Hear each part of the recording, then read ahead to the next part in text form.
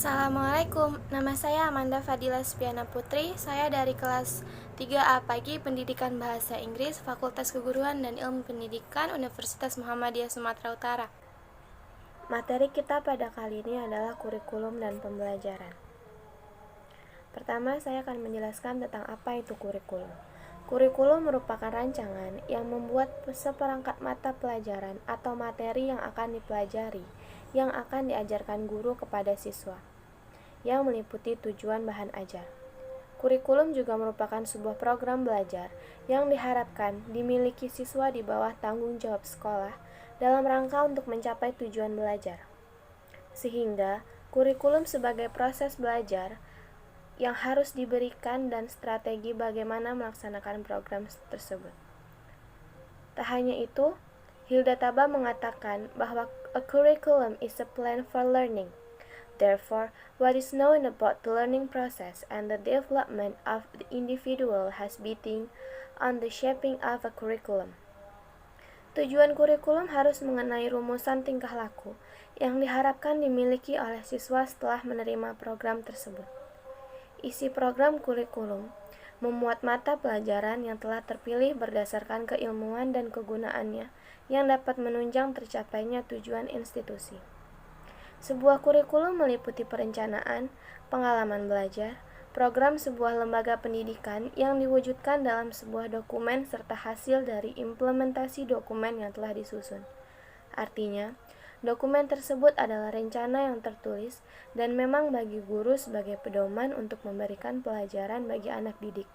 Sedangkan bagi anak didik, tentunya kurikulum sebagai pedoman untuk belajar. Kemudian kita akan membahas tentang jenis-jenis kurikulum. Jenis-jenis kurikulum terbagi menjadi 3, kurikulum ideal, kurikulum aktual, dan kurikulum tersembunyi.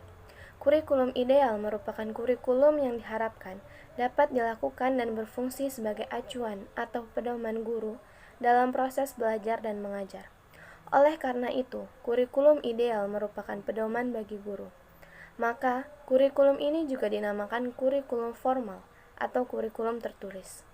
Dalam kurikulum ideal, guru dituntut untuk memahami dengan benar. Kurikulum ideal bukan hanya tentang tujuan yang dicapai, akan tetapi berbagai hal yang berhubungan dengan upaya pencapaian tujuan tersebut. Yang kedua adalah kurikulum aktual. Dalam kurikulum aktual atau kurikulum nyata yang dapat dilaksanakan oleh guru sesuai dengan kondisi yang ada. Seperti misalnya, jika dalam praktik di sebuah sekolah dalam mengamati mikroorganisme, maka setiap anak yang dapat menggunakan mikroskop. Misalnya, sekolah harus menyediakan sarana lengkap sesuai dengan tuntutan kurikulum. Tetapi alat tersebut tidak bisa digunakan karena kebijakan sekolah. Akhirnya, kebijakan sekolah dapat menentukan bisa atau tidaknya kurikulum ideal dilaksanakan oleh seorang guru. Yang terakhir adalah kurikulum tersembunyi, yaitu kurikulum yang ada hasil dari suatu proses pendidikan yang tidak direncanakan. Artinya, perilaku yang muncul di luar tujuan yang dideskripsikan oleh guru. Pada hakikatnya, kurikulum berisi ide atau gagasan. Ide atau gagasan tersebut dituangkan dalam bentuk dokumen atau tulisan secara sistematis dan logis. Kemudian fungsi kurikulum. Bagi guru, kurikulum berfungsi sebagai pedoman dalam melaksanakan proses pembelajaran.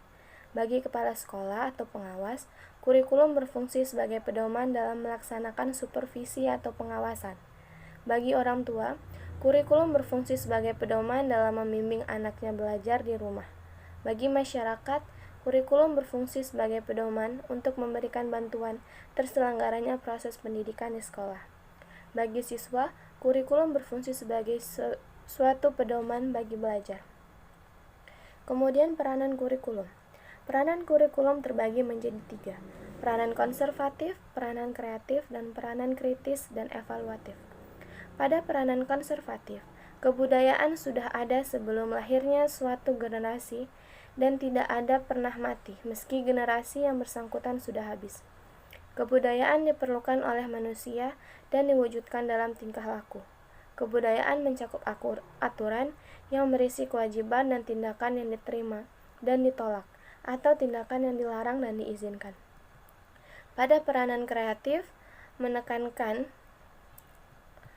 bahwa kurikulum tidak hanya mengandung hal-hal yang mendapat pada kebudayaan, namun juga perkembangan terjadi kebutuhan masyarakat pada masa sekarang dan masa mendatang. Kurikulum harus mengandung hal yang dapat membantu setiap siswa mengembangkan semua potensi yang ada pada dirinya untuk memperoleh pengetahuan baru, kemampuan baru, serta cara berpikir baru yang dapat dibutuhkan dalam kehidupannya. Yang ketiga yaitu peranan kritis dan evaluatif. Peranan ini dilatar belakangi oleh adanya kenyataan bahwa nilai-nilai dan budaya yang hidup dalam masyarakat senantiasa mengalami perubahan, sehingga pewarisan nilai-nilai dan budaya masa lalu kepada siswa perlu disesuaikan dengan kondisi yang terjadi di masa sekarang. Kemudian, peran guru dalam kurikulum. Dalam kurikulum, guru sebagai implementer, adapter, developer, dan researcher. Guru sebagai implementer. Dalam guru sebagai implementer, guru berperan untuk mengaplikasikan kurikulum yang sudah ada. Dalam melaksanakan perannya, guru hanya menerima sebagai kebijakan perumus kurikulum. Guru tidak memiliki ruang baik untuk menentukan isi kurikulum, maupun penentukan target kurikulum.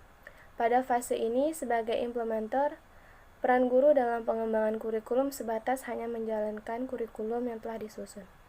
Yang kedua yaitu guru sebagai adapter. Lebih dari hanya sebagai pelaksana kurikulum, tetapi juga sebagai penyelaras kurikulum dengan karakteristik dan kebutuhan siswa dan kebutuhan daerah. Dalam fase ini, guru diberi kewenangan untuk menyesuaikan kurikulum yang sudah ada dengan karakteristik sekolah dan kebutuhan lokal. Peran guru sebagai adapter lebih luas dibanding peran guru sebagai implementer. Yang ketiga adalah developer. Peran guru sebagai developer memiliki kewenangan dalam mendesain kurikulum. Bukan hanya dapat menentukan tujuan dan isi pembelajaran yang akan disampaikan, akan tetapi juga menentukan strategi apa yang harus dikembangkan, serta bagaimana mengukur keberhasilan. Sebagai pengembangan kurikulum, sepenuhnya guru dapat menyusun kurikulum dengan karakteristik, visi dan misi sekolah, serta sesuai dengan pengalaman belajar yang dibutuhkan siswa. Yang terakhir adalah guru sebagai researcher. Guru sebagai researcher sebagai fase terakhir di mana peran guru sebagai peneliti kurikulum atau kurikulum researcher. Peran ini dilaksanakan sebagai bagian dari tugas profesional guru yang dimiliki tanggung jawab dalam meningkatkan kinerja sebagai guru. Kita beralih ke prinsip-prinsip kurikulum. Kurikulum memiliki prinsip relevansi, prinsip fleksibilitas, prinsip kontinuitas, dan efektivitas efisiensi. Pada prinsip relevansi, prinsip berkaitan dengan pengalaman-pengalaman belajar yang disusun dalam kurikulum harus relevan dengan kebutuhan masyarakat. Dalam relevansi ada dua macam, yaitu relevansi internal dan relevansi eksternal. Pada prinsip fleksibilitas, apa yang diharapkan dengan kurikulum terkadang tidak sesuai dengan kondisi yang di lapangan. Bisa saja ketidaksesuaian disebabkan ketidakmampuan guru, latar belakang siswa, atau kemampuan yang rendah. Maka kurikulum harus bersifat lentur atau fleksibel. Artinya, kurikulum itu harus bisa dilaksanakan sesuai kondisi yang ada. Yang ketiga adalah prinsip kontinuitas.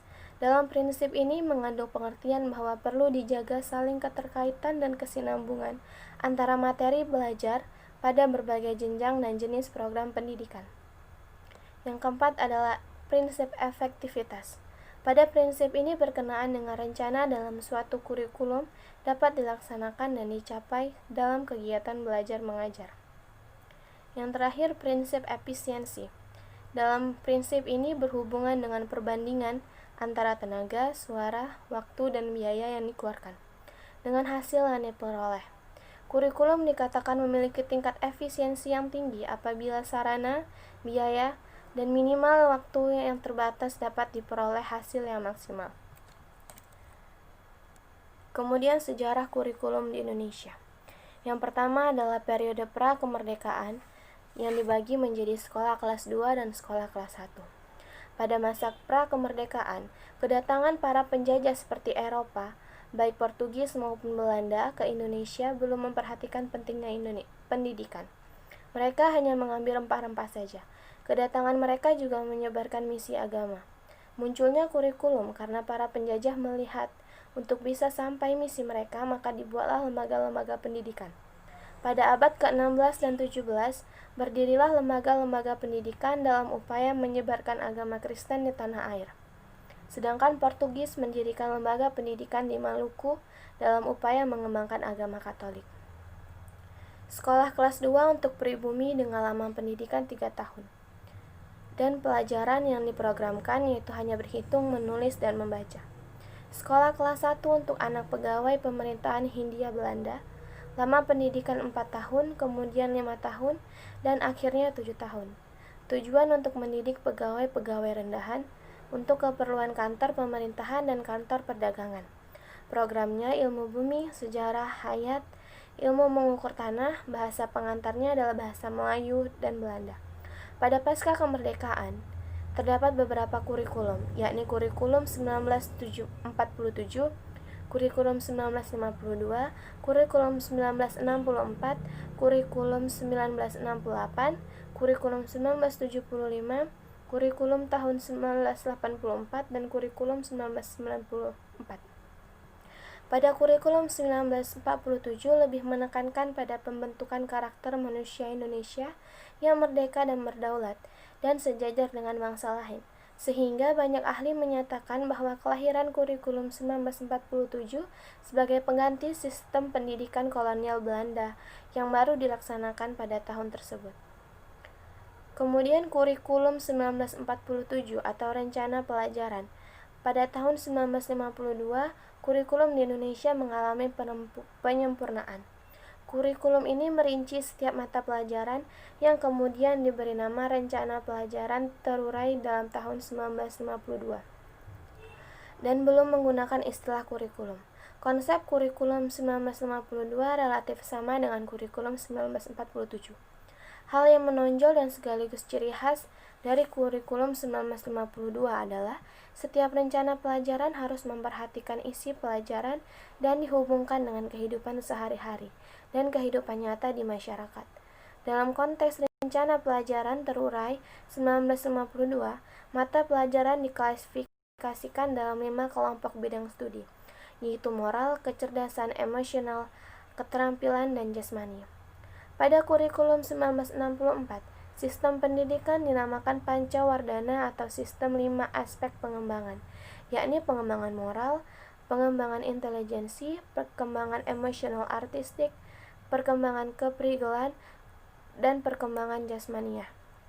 Pada kurikulum 1968, kelahiran kurikulum bersifat politisi, mengganti rencana pendidikan 1964 yang dicitrakan sebagai hasil dari produk pemerintahan Orde Lama.